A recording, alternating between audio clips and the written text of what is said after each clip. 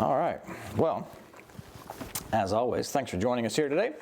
And so this is week 3 of our series on the Corinthians. And here's the basic setup, right quick in summation is there's an issue of food. Okay? The issue here is set in terms of meat offered to an idol. And can the people, the believers of Corinth, eat the food that was sacrificed to an idol, a pagan god, basically? That's the fundamental question. And, well, that's just not something we have to deal with in the modern world today, right? You don't have to worry about, well, gee, was this food sacrificed to Zeus or Apollo or, no, that's just not a problem we have to deal with. So how do we kind of attack this and look at this and import it into modern language is kind of the task for today. And I guess what I want to submit to you is this idea that what Paul is really talking about is public perception of believers. That's really what the core of this issue is how do people outside of the church see you, and how does that affect their faith? That's really what we're driving at here. It's not about whether they should eat this food or not. It's okay, how do your actions affect somebody else's faith? And this is a big deal because in the world today, so often we say, well, I'm just hurting myself. Leave me alone. This is my sin, my deal. It's my life. Let me do what I want. And Paul just wants no part of that. No part. He's like, nope, whatever you do affects other people, including yourself. So it's a different way of looking at things than we typically see in the 21st century here. That's why this thing, I think, is worth digging into. So, just to, take a step back and review where we've been with this series, the whole series is based on being transformed by the gospel. Right? We had Easter a few weeks ago, and this whole story happens after Easter in that Paul set up a church. The church hasn't been going very well because the believers aren't actually being transformed. They have this belief, oh yes, Jesus Christ died on the cross for my sins.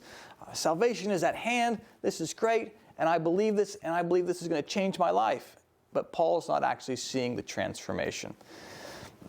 The first week was them squabbling amongst each other about who's in charge, who's not in charge, and this kind of stuff. And he says, look, you guys, if you're squabbling like that, you are spiritually immature. That's really the bottom line. You're spiritually immature. You guys are not showing that you're servants of Christ. You're trying to show that you're servants of Paul or Cephas or Apollo, these other guys. These are just people. You're supposed to be servants of Christ. And then last week it was about sexual integrity and saying, look, this transformation shouldn't just affect how you deal in the church, but it should affect your sexual life too. Now Paul's advocating you shouldn't even marry if you can. He's like, but that's not where we're going with it. But he's just saying that it should affect every aspect of your life. And we looked at different statistics about pornography and the abuse of that, and how the internet's just full of it, and how we have a responsibility as believers to have this transform every aspect of our life, including the sex room. So this week, we get into another area of our life, food. And Paul is saying, yeah, this transformation should affect even the food, but it's affecting it because of how it affects other people's faith, not because it's actually wrong. And as you're going to see, this is a big deal. So let's dig into the reading here with all that as a setup. And we're going to read 1 Corinthians chapter 8. And it's the whole chapter. It's only like 13 verses long, so I haven't actually edited anything out here. So here's what he says to the people of Corinth. He says, now about food sacrificed to idol, we know that we possess knowledge. But knowledge puffs up while love builds up. Those who think they know something do not yet know as they ought to know. But whoever loves God is known by God. So then, about eating food sacrificed to idols, we know that an idol is nothing at all in the world, and that there is no God but one. For even if there are so-called gods, whether in heaven or on earth, as indeed there are many gods and many lords, yet for us there is but one God, the Father, from whom all things came and from whom we live, and there is but one Lord, Jesus Christ, through whom all things came and through whom we live.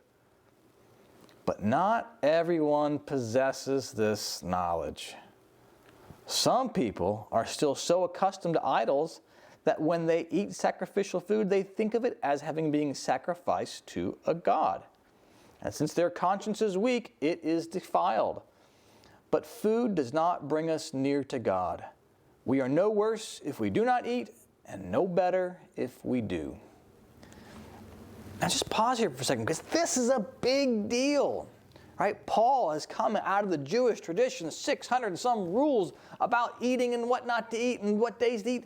You know, this is huge for him to say, wait a second, we are no worse if we do not eat and no better if we do. This is a guy who's actually transformed. He's got some new knowledge and he's like, bang, this is how I see it. But he's acknowledging that not everybody else sees it this way. So he says, verse 9, be careful, however, that the exercise of your rights does not become a stumbling block to the weak. For if someone with a weak conscience sees you, with all your knowledge, eating at an idol's temple, won't that person be emboldened to eat what is sacrificed to idols? So this weak brother or sister for whom Christ died is destroyed by your knowledge. When you sin against them in this way and wound their weak conscience, you sin against Christ. Therefore, if what I eat causes my brother or sister to fall into sin, I will never eat meat again, so that I will not cause them to fall. You gotta have an understanding of the context of how the world worked back then.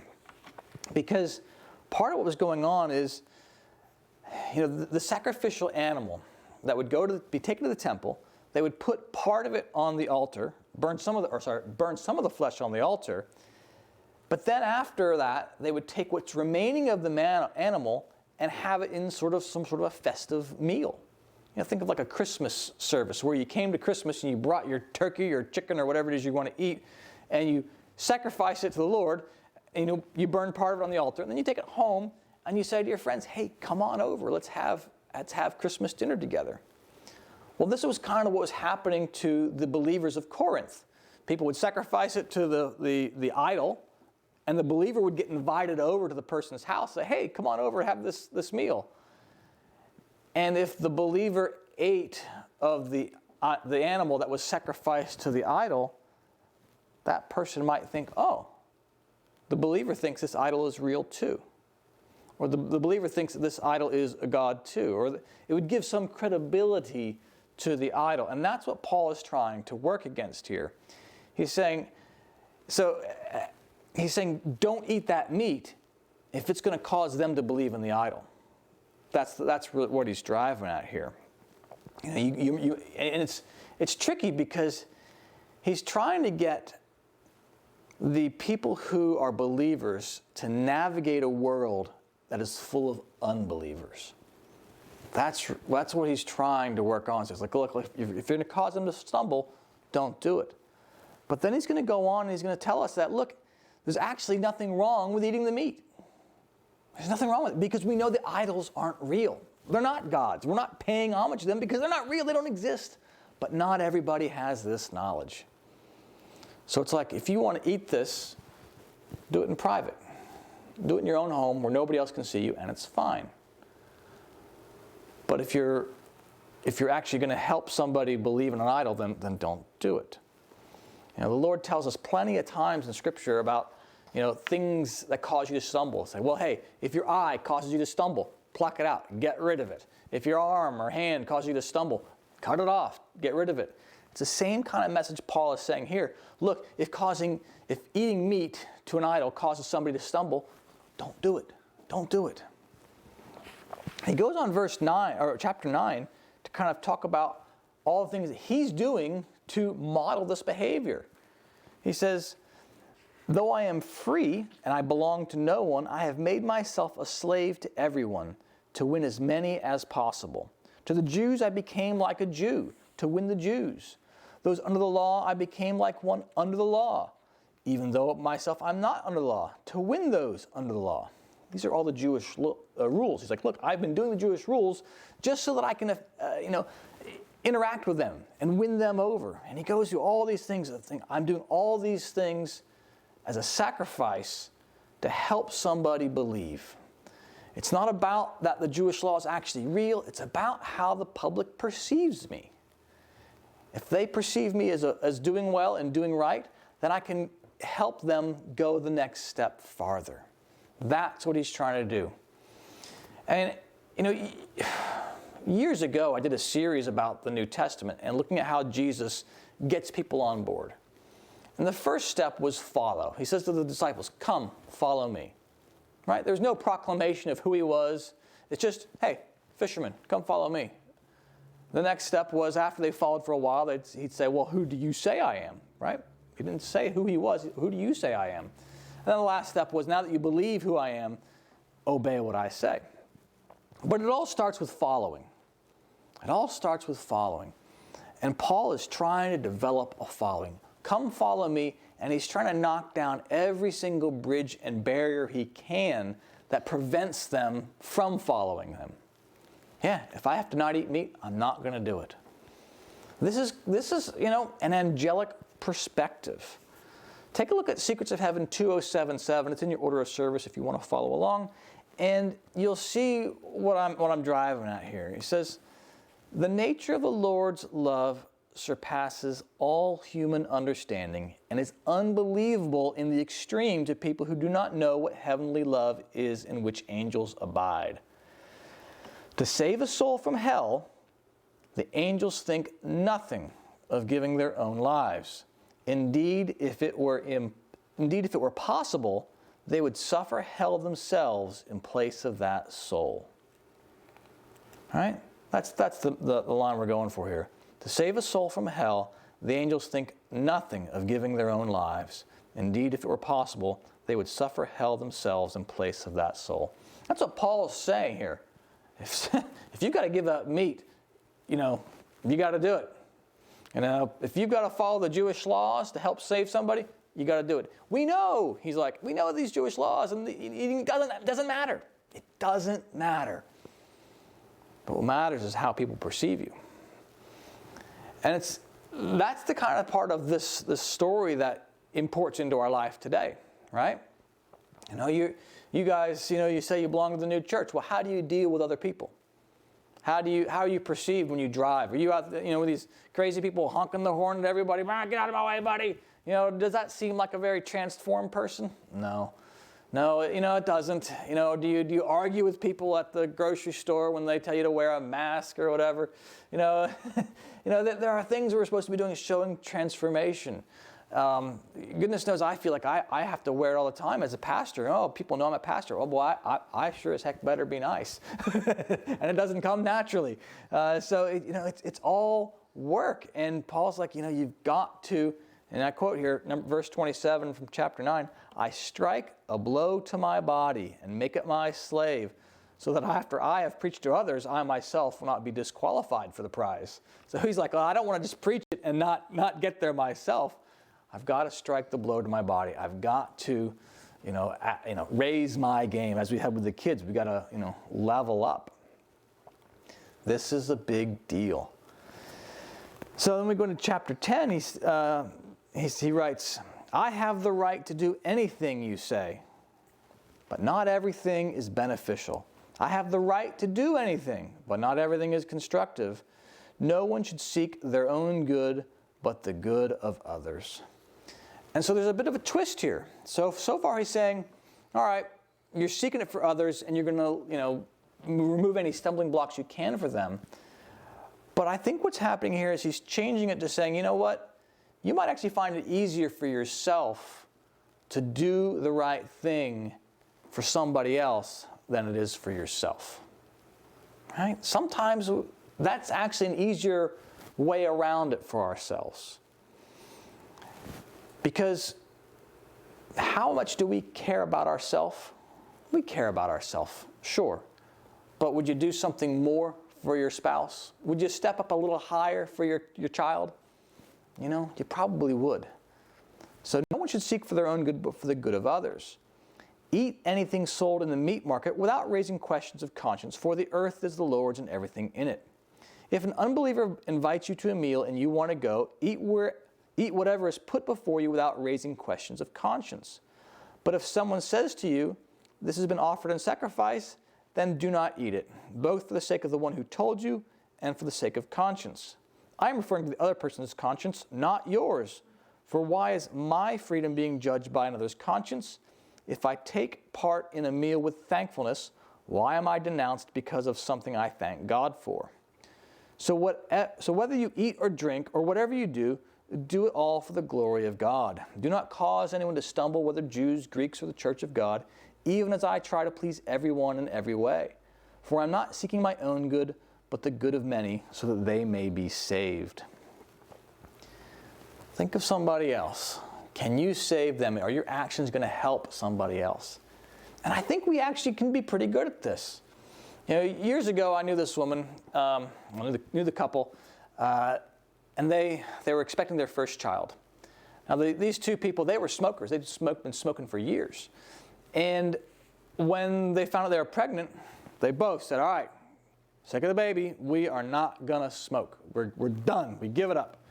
And they were very successful. None of them smoked the entire pregnancy. But I worked with the guy. And after, I forget how many months it was, 2 months, 3 months, whatever, after the child was born, the mom started smoking again. And the father, my friend, he was like, I can't believe it. Why is she smoking? She was rid of it for almost a year. Why is she going back? And he was just beside himself. You were free of this vice. And while I appreciated the guy's, struggle with it, I actually came to really appreciate the mom in the sense that she obviously really liked smoking or was really tied into it.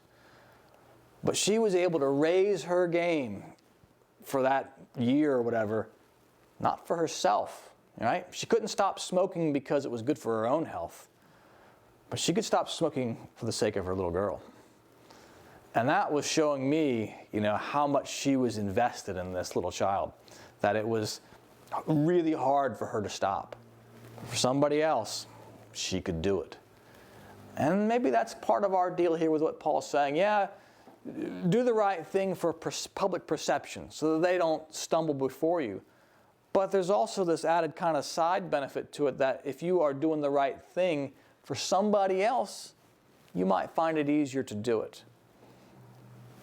It's just another way of looking at it and holding this saying, yeah, I could do a little bit better, and I'm not going to do it for me. I'm going to do it because it saves somebody else.